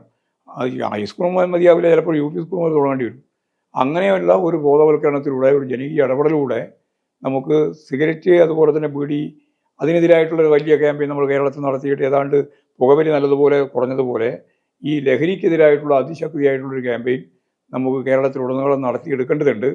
എന്നാൽ കേരളമാണ് ഇതിൻ്റെ ഹബ്ബ് എന്നൊക്കെ പറയുന്നതിലൊന്നും വലിയ കാര്യമൊന്നുമില്ല. എല്ലാ ഇന്ത്യൻ സംസ്ഥാനത്തിലും ഉണ്ട്. പക്ഷേ ഇത്രയും ശക്തിയായിട്ടുള്ള നിലപാട്, പ്രതിരോധം തീർക്കുന്ന ഒരു സംസ്ഥാനം കേരളമാണെന്നുള്ളതുകൊണ്ടാണ് പിടിക്കപ്പെടുന്ന അളവെല്ലാം ഓരോ സംസ്ഥാനവുമായി താരതമ്യം ചെയ്യുമ്പോൾ ഇവിടെ കൂടുതലാകുന്നത്. കാരണം ജാഗ്രതയോടുകൂടി ഗവൺമെൻറ് ഈ മേഖലയിൽ പ്രവർത്തിക്കുന്നുണ്ട്. അതിൻ്റെ ഭാഗമായിട്ടാണ്. അല്ല, ഈ സിന്തറ്റിക് ഡ്രഗ് അടക്കമുള്ള ഒരു അപായം ഉണ്ടല്ലോ. അവിടെ നമ്മൾ ഇങ്ങനെ ഒരു ബോധവൽക്കരണ പ്രതിജ്ഞ, മെഴുകുതിരി കത്തിക്കുക, അങ്ങനെ ഒരു പരമ്പരാഗത സമര രീതികളോ അല്ല, പരമ്പരാഗത സമരരീതി ബോധവൽക്കരണ രീതികളോ സമരരീതി മാറ്റേണ്ടത് കൂടിയില്ല. അത് ഞാൻ പറഞ്ഞത് പാർട്ടി ആ. തലത്തിലല്ല പറയുന്നത്. പലതരത്തിൽ വരുന്നത് പലപ്പോഴും ഒരു ബോധവൽക്കരണ പ്രതിജ്ഞ അല്ലെങ്കിൽ ബോധവൽക്കരണം എന്നുള്ളതിനപ്പുറത്ത് കുറച്ചുകൂടി ഒരു ഭയങ്കര ആക്ടിവേഷൻ ഉള്ള എന്തെങ്കിലും അല്ലെങ്കിൽ ഭയങ്കര ഇമ്പാക്ട് ഉണ്ടാക്കുന്ന എന്തെങ്കിലും കാര്യങ്ങളിലേക്ക് കൂടി അല്ല അതിപ്പോൾ നടക്കുന്നുണ്ടോ? നമ്മൾ ഓരോ തരത്തിലാണ് കൈകാര്യം ചെയ്യുന്നത്. ഇപ്പോൾ ഒരു ഉദാഹരണം പറഞ്ഞാൽ ബേർഡൻ എന്ന ഏറ്റവും ശ്രദ്ധേയനായിട്ടുള്ള ഒരു റാപ്പർ, അതെ. റാപ്പർ മ്യൂസിക്കിൻ്റെ വക്താവ്, അദ്ദേഹത്തെ യാദൃശ്ചികമായിട്ടാണെങ്കിലും പോലീസ് പിടിച്ചു. പോലീസ് പിടിച്ചപ്പോൾ അദ്ദേഹം പറഞ്ഞു, എനിക്ക് തെറ്റുപറ്റി, എന്നെ നേരായ വഴിയിൽ നടത്താൻ ആരും ഉണ്ടായിരുന്നില്ല. വ്യക്തിപരമായിട്ട് അദ്ദേഹം പറഞ്ഞാണ്, എന്നെ ആരും ഉണ്ടായിരുന്നില്ല, ഞാനിങ്ങനെ സ്വയം വളർന്നു വന്നിട്ടുള്ള ഒരാളാണ്. അങ്ങനെ വരുമ്പോൾ ഇതെല്ലാം ചേർന്നിട്ടാണ് വന്നത്. ഇപ്പോൾ ഗവൺമെൻറ് ഈ നിലപാട് സ്വീകരിച്ചപ്പോഴാണ് എനിക്ക് തന്നെ കൃത്യമായ ബോധം ഉണ്ടാകുന്നത്, ഞാനിത് നിർത്തി എന്ന് അദ്ദേഹം പറയുണ്ടായി. അപ്പോൾ ബോധവൽക്കരണം എന്ന് പറയുന്നത് അതാണ്, ഉള്ളിൽ തട്ടിയിട്ടുള്ള സ്വയം തിരുത്തലാണ്. അല്ലാണ്ട് കേവലമായിട്ട് നിങ്ങൾ പറയുന്ന പോലെ ഒരു പ്രതിജ്ഞ ചെയ്തുകൊണ്ട് അല്ലെങ്കിൽ ഒരു മെഴുതിരി കത്തിച്ചതുകൊണ്ടൊന്നും കാര്യമില്ല. ഒരു സ്വയം തന്നെ തൻ്റെ ബോധത്തെ തിരുത്താൻ സ്വയം തയ്യാറാവണം. അങ്ങനെയുള്ള ഒരു സ്വയം വിമർശനപരമായിട്ടുള്ള ഒരു ആംഗിളിൽ വേണം യഥാർത്ഥത്തിൽ ഈ ലഹരിക്കെതിരായിട്ടുള്ള ക്യാമ്പയിന് പൂർത്തീകരണത്തിലേക്ക് വരാൻ. അതൊരു വൈകാരിക തലമാണ്. ഓരോരുത്തരുടെയും ജീവിതത്തിൻ്റെ ഭാഗമായിട്ട് വരാൻ പാടില്ലാതെ തെറ്റായ നിലപാടിലേക്ക് പോയതിൻ്റെ ഒരു തിരുത്തൽ പ്രക്രിയയാണ്. ആ തിരുത്തൽ പ്രക്രിയയിലേക്ക് നമുക്ക് പോകാനാവണം. അത് ആത്മാർത്ഥമായിട്ട് മനസ്സ് തട്ടിയായിരിക്കണം. അപ്പോഴാണ് അത് കൃത്യമായിട്ട് ശരിയായ രീതിയിൽ മനസ്സിൽ ഉൾക്കൊണ്ട് തിരുത്താൻ സാധിക്കുക. അങ്ങനെ തിരുത്തണം എന്നാണ് എൻ്റെ അഭിപ്രായം. തിരുത്താൻ നമുക്ക് സാധിക്കും. ഉറച്ച വിശ്വാസമാണ് എനിക്കുള്ളത്. ഈ വേടൻ്റെ കാര്യം പറഞ്ഞു പറയുകയാണ്. വേടൻ്റെ കാര്യത്തിൽ സമീപകാലത്ത് മാഷ് നടത്തിയ ഒരു പ്രയോഗം, അല്ലെങ്കിൽ വേടനെ വിശേഷിപ്പിച്ചത് വലിയ ചർച്ചയായ ഒരു സാധനമായിരുന്നു. ഒരു ആധുനിക സംഗീതത്തിൻ്റെ അമരക്കാരനായിട്ടുള്ള ഒരാൾ, അല്ലെങ്കിൽ പടത്തലവൻ എന്നൊക്കെയുള്ള രീതിയിൽ ഉറപ്പായും ഒരു ദളിത് ഐഡന്റിറ്റി എന്നൊരാൾ വന്നിട്ട് അദ്ദേഹം കേരളത്തിലെ ഏറ്റവും പ്രധാനപ്പെട്ട അല്ലെങ്കിൽ ഏറ്റവും പോപ്പുലർ ആയിട്ടുള്ള ഒരു പാട്ടുകാരനായിട്ട് മാറുന്നു. പക്ഷെ അവിടെ ഒരു വേട്ടയാടൽ പോലെ പോലീസിന്റെ വനംവകുപ്പിന്റെ ഭാഗത്ത് നിന്നുണ്ടാവുന്നു. അപ്പോൾ നമ്മൾ നോക്കുകയാണെങ്കിൽ ഒരു ഭരണതലത്തിൽ സംഭവിക്കുന്നത് തന്നെ, അല്ലെങ്കിൽ ഒരു ഭരണകൂടത്തിന്റെ ഉപകരണമായിട്ടാണ് എല്ലാ കാലത്തും പോലീസിനെ CPM വ്യാഖ്യാനിക്കാറുള്ളത്. അവിടെ ഒരു ഗുരുതരമായ ഒരു വീഴ്ച സംഭവിക്കുന്നു. അതിനുശേഷം അല്ലെങ്കിൽ അദ്ദേഹത്തിന്റെ ഒരു പോപ്പുലാരിറ്റി കണ്ടിട്ട് അതിനെ പിന്തുണയ്ക്കുന്നത് പോലൊരു വ്യാഖ്യാനം കൂടി അവിടെ വന്നിട്ടുണ്ടല്ലോ. ഇല്ലില്ല, അതിൻ്റെ ഒരു വ്യാഖ്യാനത്തിനും ഇടയില്ല. ഞാനത് കൃത്യമായിട്ട് അദ്ദേഹം ലോക്കപ്പിലുള്ളപ്പോഴാണ് ഞാൻ പിന്തുണക്കുന്നത്. അല്ലാണ്ട് ലോക്കപ്പ് കഴിഞ്ഞിട്ട് വന്നിട്ട് നല്ല ഒരു അന്തരീക്ഷത്തിലല്ല. ആരും അഭിപ്രായം രേഖപ്പെടുത്തുന്നതിന് മുമ്പ് ചില അഭിപ്രായങ്ങളൊക്കെ രേഖപ്പെടുത്തിയിട്ടേ തുടങ്ങിയിട്ടേ ഉള്ളൂ. അഭിപ്രായങ്ങൾ രേഖപ്പെടുത്തുന്നതിന് മുമ്പ് ഞാനന്ന് അതിലെടുത്ത നിലപാട്, അദ്ദേഹം പരസ്യമായിട്ട് പറഞ്ഞു, എനിക്ക് തെറ്റുപറ്റി, ഞാനത് തിരുത്തും. 6 ഗ്രാം കഞ്ചാവാണ് 8 പേരടങ്ങുന്ന ഒരു മുറിയിൽ നിന്ന് കണ്ടെത്തിയിട്ടുള്ളത്. പാടില്ലാത്തതാണ്, അത് തിരുത്തേണ്ടതുമാണ്. അങ്ങനെ ഞാൻ നേരത്തെ പറഞ്ഞ പോലെ ആത്മനിഷ്ഠമായിട്ട് തന്നെ ഞാനത് സ്വയം തിരുത്തും എന്ന് പറയുന്ന പശ്ചാത്തലത്തിലാണ് ഞാൻ പറഞ്ഞത്. അതിൻ്റെ മേലെ ഒരു കലാകാരനെ വേട്ടയാടാൻ പാടില്ല. തിരുത്തൽ പ്രക്രിയക്ക് കൃത്യമായിട്ട് വിധേയമാവുന്നു എന്ന് പറയുന്ന ഒരാളെ പിന്നീട് അതിൻ്റെ മേലെ വേട്ടയാടുക എന്ന് പറയുന്ന അർത്ഥം അത് പൂർണ്ണമായ നശീകരണമാണ്. അത് പാടില്ല എന്ന് ഞാൻ പറഞ്ഞു. മാത്രമല്ല, അതിൻ്റെ ഒപ്പം തന്നെയാണ് കഴുത്തിലൊരു മാലയുണ്ടായിരുന്നു. ആ മാലേൻ്റെ ഉള്ളിൽ പിന്നെ ഒരു പുലിയുടെ പല്ലുണ്ട് എന്ന് പറഞ്ഞിട്ട് വളരെ ശക്തമത്തായി ഇതിനേക്കാൾ മറ്റൊരു ജാമ്യമായി. അതിനുശേഷമാണ് മറ്റേ കേസ് പറഞ്ഞിട്ട് വന്യജീവികളുടെ സാധനങ്ങളെല്ലാം ഉപയോഗിച്ചെന്ന് പറഞ്ഞിട്ട് കേസ് വരുന്നത്. ആ രീതിയിലൊരു നിലപാട് സ്വീകരിച്ചത് തെറ്റായ സമീപനമാണ് എന്ന് അപ്പോൾ തന്നെ ഞാൻ ചൂണ്ടിക്കാണിച്ചു. മന്ത്രി ഉൾപ്പെടെയുള്ളവരെല്ലാം അത് കൃത്യമായിട്ടുള്ള ആംഗിളിൽ അതിനെ കൈകാര്യം ചെയ്തു. പിന്നീട് സ്വാഭാവികമായിട്ടും അത്തരം നിലപാട് സ്വീകരിച്ചവർക്കെതിരായിട്ട് നിലപാട് സ്വീകരിച്ചു ഗവൺമെൻറ്. അപ്പോൾ നമ്മളിതിൽ കാണേണ്ടത്, ഒരു കലാകാരനെ വിലയിരുത്തേണ്ടത് ഏതെങ്കിലും ഒരു നിമിഷത്തിലുണ്ടായ എന്തെങ്കിലും ഒരു തെറ്റിനെയോ അതിനടിസ്ഥാനപ്പെടുത്തിയുള്ള നിലപാടിനെ വെച്ചിട്ടല്ല. അത് പൊതുസ്വത്താണ്, നമ്മുടെ രാജ്യത്തിൻ്റെ പൊതുസ്വത്താണ്. അവരെ പ്രോത്സാഹിപ്പിക്കുക വേണ്ടത്. അവരെ നല്ല രീതിയിൽ പ്രോത്സാഹിപ്പിക്കുന്ന നിലപാടാണ് നമ്മൾ സ്വീകരിക്കേണ്ടത്. മാത്രമല്ല, അതിനുശേഷം വേടനെതിരായിട്ട് ഇത് കലാഭാസമാണ്, ഇതൊന്നും മനസ്സിലാക്കാണ്ട് പറഞ്ഞാണ്. റാപ്പ് എന്താണ് എന്നുള്ളതിനെ പറ്റി അറിയില്ല, റാപ്പ് മ്യൂസിക്കിനെ സംബന്ധിച്ച് പഠിച്ചിട്ടില്ല. പണ്ടെപ്പോഴുള്ള ധാരണ വെച്ചുകൊണ്ടാണ് നമ്മൾ മ്യൂസിക്കിനെ കൈകാര്യം ചെയ്യുന്നത്. റാപ്പ് എന്ന് പറയുന്നത് തന്നെ റിതം ആൻഡ് പോയട്രിയാണ്. അത് നല്ല രീതിയിൽ അവതരിപ്പിക്കാനുള്ള ശേഷി, പ്രതിരോധത്തിന്റെ സംഗീതം വളരെ വളരെ പ്രധാനപ്പെട്ട പ്രതിരോധമാണ്. ആ പ്രതിരോധം എന്ന് പറയുന്നത് വർഗീയ ശക്തികൾക്ക്, അതുപോലെ തന്നെ ജാതീയ ചിന്ത ഉപയോഗപ്പെടുത്തിയിട്ട് സ്വത്ത് രാഷ്ട്രീയം കൈകാര്യം ചെയ്യാൻ ശ്രമിക്കുന്നവർക്ക് വലിയ പ്രശ്നമാണ്. അതിൻ്റെ ചാട്ടുളി പോലെ അവൻ്റെ നെഞ്ചത്തേക്കാണ് ആ ഓരോ പദങ്ങളും ഉപയോഗിച്ച് വേടൻ പാടുന്നത്. ആ വേടൻ്റെ പാട്ടിന് ആ ശക്തിയുണ്ട്. ആ ശക്തിയാണ് ഇവരെ വേടനെതിരായിട്ട് എത്തിക്കുന്നത്. തൊട്ട് മാത്രമല്ല പിന്നെ പിന്നെ എന്നോ പാടിയ പാട്ട് പോലും എന്ന് പറഞ്ഞിട്ട് എന്താ പറഞ്ഞ വെച്ചാൽ അവസാനം പറഞ്ഞത് ഇത് വേടൻ എന്താണ് പാടാൻ അവകാശം എന്നാണ്. വേടൻ എന്ന പട്ടികജാതിക്കാരന് എന്താണ് ഇങ്ങനെയൊരു മ്യൂസിക്കിന് അടിസ്ഥാനം എന്ന് ചോദിക്കുന്ന തലത്തിലെത്തിയ ചാതുർവർണ്ണയാണ്. ഇതാണ് ചാതുർവർണ്ണ്യം. ഇതാണ് മനുസ്മൃതികളെ അടിസ്ഥാനപ്പെടുത്തിയിട്ടുള്ള ജാതി ശ്രേണി. ആ ശ്രേണിയിലുള്ള അവർ ഓരോരുത്തരും ചെയ്യേണ്ടത് എന്താണോ അത് നിശ്ചയിക്കപ്പെട്ടിട്ടുണ്ട്. ആ നിശ്ചയിക്കപ്പെട്ടതിന് അപ്പുറത്താരും ചെയ്യാൻ പാടില്ല എന്ന ആ ഫ്യൂഡൽ ജീർണതയുണ്ടല്ലോ, അതാണ് ഇവരെല്ലാം പ്രകടിപ്പിച്ചത്, ഈ RSകാർ പ്രകടിപ്പിച്ചത്. അതിനെയാണ് അതിശക്തിയായിട്ട് ഞങ്ങളെല്ലാം എതിർത്തത്. ആ എതിർത്തതിനും ജനങ്ങൾക്കിടയിൽ നല്ല അംഗീകാരം കിട്ടിയിട്ടുണ്ടെന്നാണ് എനിക്ക് കിട്ടിയിട്ടുള്ള പൊതുവായ ധാരണ. നല്ല വേടനെതിരായിട്ട് വന്ന ഈ കടന്നാക്രമത്തെ പ്രതിരോധിക്കുന്നതിന് വേടന് പ്രത്യേക രാഷ്ട്രീയ പാർട്ടി ഒന്നുമില്ല. അത് എന്നോട് തന്നെ അദ്ദേഹം പറഞ്ഞിട്ടുണ്ട്. എനിക്ക് ഒരു പാർട്ടിയായിട്ട് ഞാൻ ബന്ധപ്പെട്ട് പ്രവർത്തിക്കുന്ന ആളല്ല. പക്ഷേ വേടന് പിന്തുണ നൽകേണ്ടത് ഈ സമൂഹത്തിന്റെ ഉത്തരവാദിത്തമാണ്. ഏറ്റവും അരികവൽക്കരിക്കപ്പെട്ട ഒരു പാവപ്പെട്ട ജനസമൂഹത്തിന്റെ ഭാഗമായിട്ട് വരികയും എന്നിട്ട് ആധുനിക രീതിയിലുള്ള ലോകോത്തരമായ ഒരു സംവിധാനത്തെ ഉപയോഗിച്ച്, ഒരു മ്യൂസിക് സംവിധാനത്തെ ഉപയോഗപ്പെടുത്തിയിട്ട് അത് ഒരു വിമർശനാത്മകമായി അവതരിപ്പിക്കാനുള്ള ശേഷി കാണിച്ചിട്ടുള്ള വേടനെ നമ്മൾ പ്രോത്സാഹിപ്പിക്കേണ്ടതാണ്. അതാണ് കാര്യം.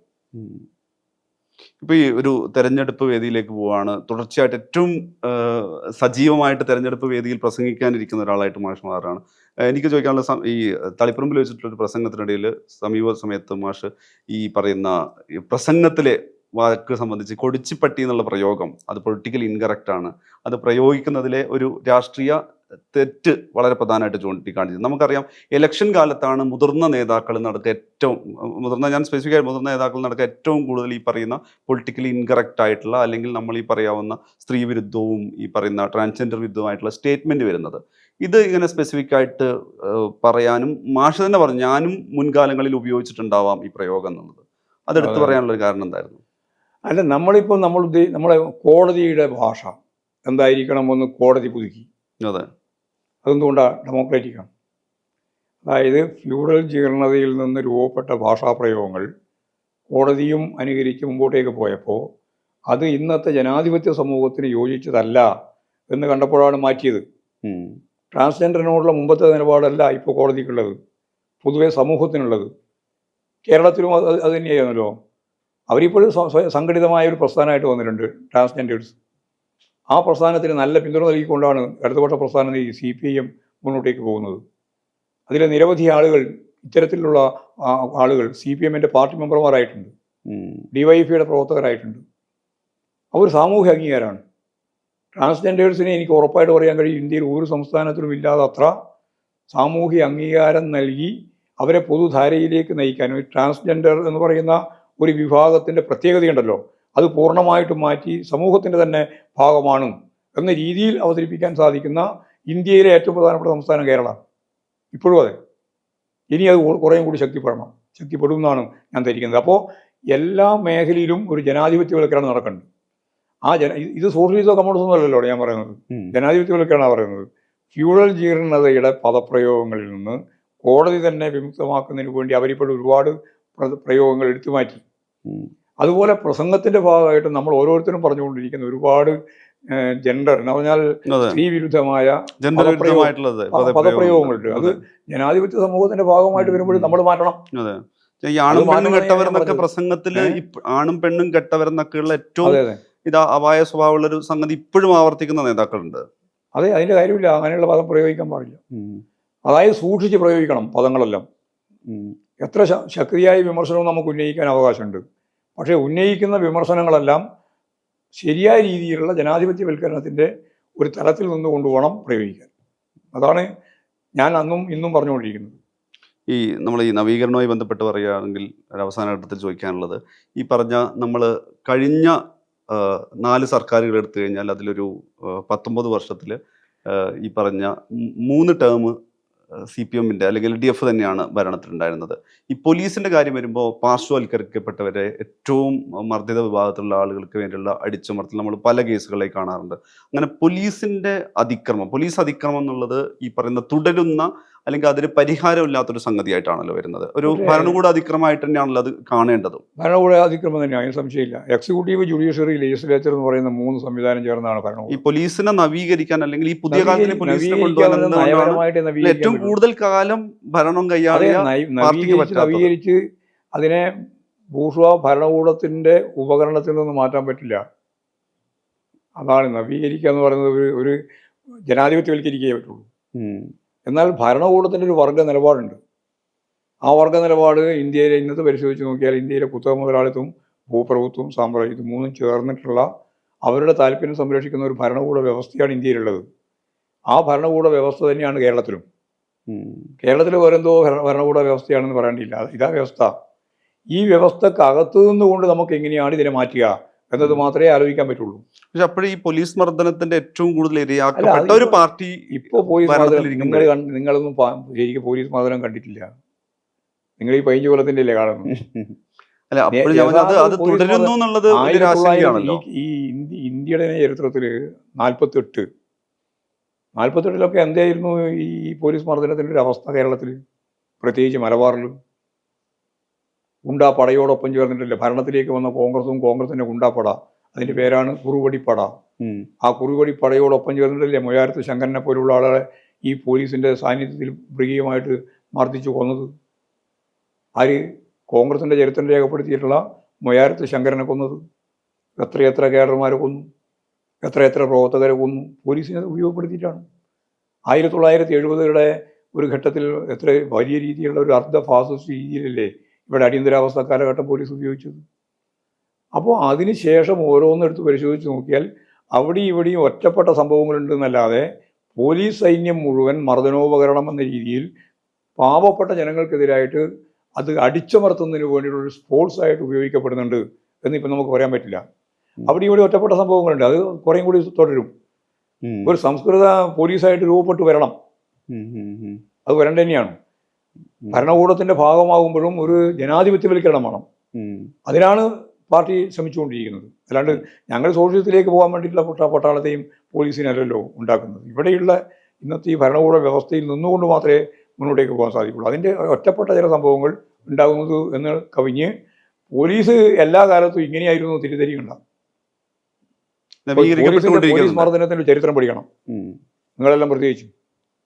അല്ലെങ്കിൽ നിങ്ങൾ വിചാരിക്കുന്ന ഒരു 10-15 കൊല്ലം കൊണ്ടാണ് ഈ പോലീസ് ഇങ്ങനെ മർദ്ദിക്കാൻ തുടങ്ങിയത്. അല്ല, അപ്പോഴും നവീകരിക്കപ്പെടാനുണ്ട്, ജനാധിപത്യവൽക്കരിക്കപ്പെടാനുണ്ട് എന്നുള്ളത് വളരെ പ്രധാനപ്പെട്ട ഒരു സംഗതിയാണ്. ഒരു പ്രധാനപ്പെട്ട സംഗതിയാണ്.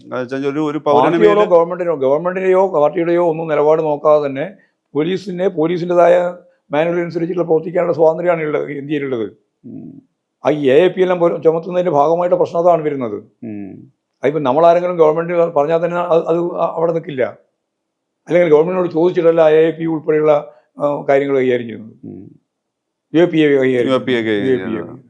അതൊക്കെ അങ്ങനെയാണ്. ഓരോന്നോരോന്ന് എടുത്ത് പരിശോധിച്ചാൽ അങ്ങനെയാണ്. അപ്പോൾ അതിൽ ഗവൺമെന്റിന് നയപരമായിട്ട് ഇടപെടാൻ കഴിയും. ഇടപെട്ടുകൊണ്ടാണ് ഇന്നത്തെ പോലീസിന്റെ സ്ഥിതിയിലേക്ക് എത്തിയത്. ഇനിയും ഇടപെട്ടുകൊണ്ട് മാറ്റം ഉണ്ടാവേണ്ടതുണ്ട്. മാറ്റം പൂർണ്ണമായി എന്നൊന്നും ഞാൻ പറഞ്ഞു. ഈ ഏറ്റവും അവസാനമായിട്ട് ചോദിക്കാൻ, ഈ നിലമ്പൂരിന് പുറത്ത് ഈ പറയുന്ന വരാനിരിക്കുന്ന തദ്ദേശ തെരഞ്ഞെടുപ്പിന്റെ കാര്യത്തിലും അതിന്റെ തുടർച്ചയിലുള്ള നിയമസഭാ തെരഞ്ഞെടുപ്പിന്റെ കാര്യത്തിലും പാർട്ടി സംഘടനാ സംവിധാനം എന്ന നിലയിൽ ഒരു സുസജ്ജവും സുസംഘടിതവുമായിട്ട് നിൽക്കുകയാണോ? എന്താണ് പാർട്ടിയുടെ കരുത്ത്? പാർട്ടി അതിശക്തിയായ രീതിയിൽ സമ്മേളനങ്ങളെല്ലാം കഴിഞ്ഞപ്പോൾ ഞങ്ങൾ 38,426 ബ്രാഞ്ച് സമ്മേളനങ്ങളാണ് കേരളത്തിൽ നടത്തിയത്. എന്ന് പറഞ്ഞാൽ അർത്ഥം ഗ്രാസ് റൂട്ടിലെ പാർട്ടി സംവിധാനം സജീവമായി എന്നാണ്. അതിൻ്റെ ഭാഗമായിട്ടാണ് നമ്മുടെ ലോക്കൽ സമ്മേളനങ്ങൾ നടത്തിയത്. 4000-ലധികം ലോക്കൽ സമ്മേളനം നടന്നു. പിന്നെയാണ് ഏരിയ സമ്മേളനവും ജില്ലാ സമ്മേളനവും അതിൻ്റെ ഭാഗമായിട്ടുള്ള മുഴുവൻ സമ്മേളനങ്ങളും അതിൻ്റെ എല്ലാം ഭാഗമായിട്ടുള്ള റിപ്പോർട്ടിങ്ങും എല്ലാം കഴിഞ്ഞു നിൽക്കുന്ന ഒരു ഘട്ടമാണ്. ഞങ്ങളെ സംബന്ധിച്ചിടത്തോളം താഴെ പാർട്ടി ഏത് പോരാട്ടത്തിനും തയ്യാറായി നിൽക്കുന്ന ഒരു രാഷ്ട്രീയ സാഹചര്യമാണ് കേരളത്തിലുള്ളത്. ഒരു അതിശയോക്തി അല്ല, ആത്മവിശ്വാസമാണ് പാർട്ടിക്ക്. ഒരതിശയോക്തി ഞങ്ങളെ സംബന്ധിച്ചിടത്തോളം ഇല്ല. വേറെ ആരാണ് കേരളത്തിൽ ഭരിക്കാൻ വരേണ്ടത് എന്നുള്ളത് ആലോചിക്കുമ്പോഴാണ് ആരും ഇല്ലാതെ മനസ്സിലാക്കുക. ആലോചിച്ചിട്ടാണ് സുധാകരൻ പറഞ്ഞല്ലോ, നിങ്ങൾ ആരെല്ലാം മത്സരിക്കാൻ പുറപ്പെട്ടാലും നിങ്ങൾ ആരും മുഖ്യമന്ത്രിയാവാൻ പോകുന്നില്ല എന്ന് അദ്ദേഹം തന്നെ കൃത്യമായിട്ട് പറഞ്ഞല്ലോ. കാരണം അദ്ദേഹം ഉൾപ്പെടെയുള്ള ഒരു 3-4 ആളാണ് ഉള്ളത് മുഖ്യമന്ത്രിയാവാൻ. ഒരാളോ രണ്ടാളൊന്നുമല്ല. VD സതീശൻ പ്രതിപക്ഷ നേതാവല്ല മുഖ്യമന്ത്രി ആവേണ്ടത്. ഞാൻ പണ്ടത്തെ രമേശ് ചെന്നിത്തലയാണെന്ന് രമേശ് ചെന്നിത്തല പറയുന്നത് വിചാരിക്കുന്നുണ്ടല്ലോ. മുരളീധരൻ ഞാൻ പണ്ടത്തെ KPCC പ്രസിഡന്റ്, ചിലപ്പോൾ ചാൻസ് കിട്ടിയിട്ടുണ്ടെങ്കിൽ ശശി തരൂർ, ഇനി ഇവരെല്ലാമായി പ്രതീക്ഷിച്ച് നിൽക്കുമ്പോഴും വരാൻ സാധ്യതയുള്ള KC വേണുഗോപാലൻ, ഇവരെല്ലാം മുഖ്യമന്ത്രിയാവാൻ വേണ്ടി കുപ്പായിട്ട് നടക്കുകയാണ്. അങ്ങനെയുള്ള ഒരു സംസ്ഥാനത്തിൻ്റെ അകത്ത് ഇടതുപക്ഷ ജനാധിപത്യ മുന്നണി ഒറ്റക്കെട്ടായിട്ട് മുന്നോട്ടേക്ക് പോകുന്ന ഈ മുന്നണിയല്ലാതെ പിന്നെ ഏത് മുന്നണി അധികാരത്തിൽ വരാനാണ്? പ്രത്യേകിച്ച് ഈ 9 കൊല്ലക്കാലത്തെ പ്രവർത്തനത്തിൻ്റെ അനുഭവമുള്ള ജനങ്ങളുടെ മുമ്പിൽ. കഴിഞ്ഞ പ്രാവശ്യം ഞങ്ങൾ വരുന്നു ആരും പറഞ്ഞിട്ടില്ലല്ലോ, ഒരു മാധ്യമം പറഞ്ഞിട്ടില്ലല്ലോ. 99 സീറ്റ് കിട്ടി ജയിച്ചു വരുമ്പോൾ വരുന്നു പറഞ്ഞിട്ടില്ലല്ലോ. കേന്ദ്ര ഏജൻസി ഉൾപ്പെടെ എല്ലാം ഞങ്ങൾക്കെതിരായിരുന്നല്ലോ. കള്ളക്കടത്ത് ഉൾപ്പെടെയുള്ള നിരവധിയായ പേരും പറഞ്ഞിട്ടല്ലേ പ്രചാരവേല മുഴുവൻ നടത്തിയത്, മാധ്യമങ്ങൾ ഉൾപ്പെടെ, മാധ്യമ ശൃംഖലകൾ മുഴുവൻ. അപ്പോൾ ജനങ്ങളെ ഉറച്ച നിലപാടാണ് ആ തെരഞ്ഞെടുപ്പ് ഇടതുപക്ഷത്തിന് അനുകൂലമായിട്ട് മാറ്റിയത്. ഇപ്രാവശ്യവും ഞങ്ങൾക്ക് ഇതെല്ലാം അറിയാം. ഇനിയുള്ള ഒരു കൊല്ലക്കാലം എന്ന് പറയുന്നത് ശുദ്ധ അസംബന്ധങ്ങളും കളവും തെറ്റും എല്ലാം പ്രചരിപ്പിക്കുന്ന ഒരു മാധ്യമ ശൃംഖലയാണ് ഞാൻ എൻ്റെ മനസ്സിൽ കാണുന്നത്. അത് ഞാൻ പരസ്യമായിട്ട് പത്രസമ്മേളനത്തിൽ പറയുകയും ചെയ്തു. ഒരു കൊല്ലം വളരെ വലിയ പ്രയാസമുള്ള കൊല്ലമായിരിക്കും. നിങ്ങൾ എന്തൊക്കെയാണ് പറയാന്നുള്ളതിനെ സംബന്ധിച്ചിടത്തോളം നിങ്ങൾക്ക് തന്നെ വ്യക്തതയില്ല, പിന്നെ ഞങ്ങൾക്ക് വ്യക്തി ഉണ്ടാവില്ലല്ലോ. അപ്പോൾ അങ്ങനെയുള്ളൊരു കാലമാണ് വരാൻ പോകുന്നത്. ആ കാലത്തെ ഞങ്ങൾ അതിജീവിക്കും, ഒരു സംശയവും വേണ്ട. ഈ കേരളത്തിലെ ഇടതുപക്ഷ ജനാധിപത്യ മുന്നണി അതിൻ്റെ 2ാം ടേം കഴിഞ്ഞ് 3ാം ടേമിലേക്ക് അത് എന്ന് പറഞ്ഞാൽ അർദ്ധ വികസിത സമൂഹത്തിലെ ജനങ്ങളുടെ ജീവിത നിലവാരത്തിലേക്ക് കേരളത്തെ നയിക്കാനാണ്. എന്ന് പറഞ്ഞാൽ ഹാപ്പിനെസ്, അതിലേക്ക് ജനങ്ങളെ എത്തിക്കാനുള്ള അടിത്തറ പാവും ഞങ്ങൾ. സന്തോഷാത്മകമായ ഒരു ജീവിതത്തിലേക്ക് ജനങ്ങളെ എത്തിക്കാൻ മൗലികമായ എല്ലാ പ്രശ്നങ്ങൾക്കും പരിഹാരം കണ്ട് മനുഷ്യ സമൂഹത്തിൻ്റെ വളർച്ചയുടെ ഏറ്റവും പ്രധാനപ്പെട്ട ഉദാത്തമായ ഒരു മുന്നേറ്റത്തിലേക്ക് കേരളത്തെ ഞങ്ങൾ എത്തിക്കും. അതിദരിദ്രരില്ലാതെ ഇന്ത്യയിൽ ആദ്യത്തെ സംസ്ഥാനമായിട്ട് കേരളം മാറും. തൊഴിലില്ലായ്മ പരിഹരിക്കാൻ കഴിയുമെന്നുള്ളത് ജനങ്ങളെ ഞങ്ങൾ കൃത്യമായ അനുഭവത്തിൻ്റെ വെളിച്ചത്തിൽ ബോധ്യപ്പെടുത്തും. അങ്ങനെ ലക്ഷക്കണക്കിന് ആളുകൾക്ക് തൊഴിൽ കൊടുക്കുന്ന ഒരു സംസ്ഥാന ഗവൺമെൻറ്റായിട്ട് ഈ 2ാം ടേം ഗവൺമെൻറ് മാറും. ഇപ്പോൾ തന്നെ മാറിയിട്ടുണ്ട്. വ്യവസായത്തിന് ആവശ്യമായ രീതിയിലുള്ള മൂലധന നിക്ഷേപത്തിന് ഒരു ഗവൺമെൻറ് എന്ന രീതിയിൽ ശേഷിയില്ല എന്ന് കണ്ടപ്പോഴാണ് ഞങ്ങൾ കിഫ്ബി ആദ്യം ഉപയോഗിച്ചത്. പശ്ചാത്തല സൗകര്യം രാജ്യത്തിന് മാതൃകയാണ് ഇപ്പോൾ കേരളം. എല്ലാ തലത്തിലും, റോഡായാലും പാലായാലും സ്കൂളായാലും ആശുപത്രിയായാലും എല്ലാ സൗകര്യങ്ങളും, ടൂറിസത്തിൻ്റെ പോയിന്റുകൾ എടുത്ത് പരിശോധിച്ചാലും ഒക്കെ ലോകോത്തരമായ വളർച്ചയാണ് കേരളത്തിന് നേടാൻ പറ്റിയത്. അപ്പോൾ നമ്മൾ ഉദ്ദേശിച്ചിരുന്നത് മൂലധനം എങ്ങനെയാണ് സ്വരൂപിക്കുക എന്നുള്ളതാണ്.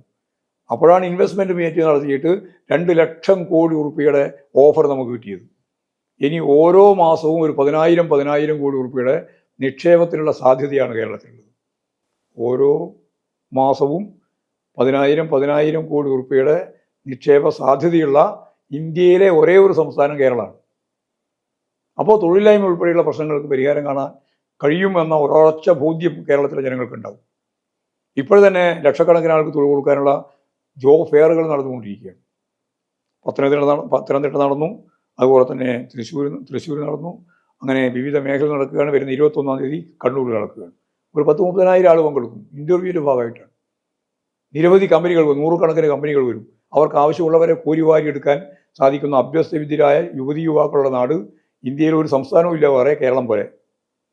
അപ്പോൾ അതൊക്കെ നമുക്ക് ഉപയോഗിക്കാൻ പറ്റും.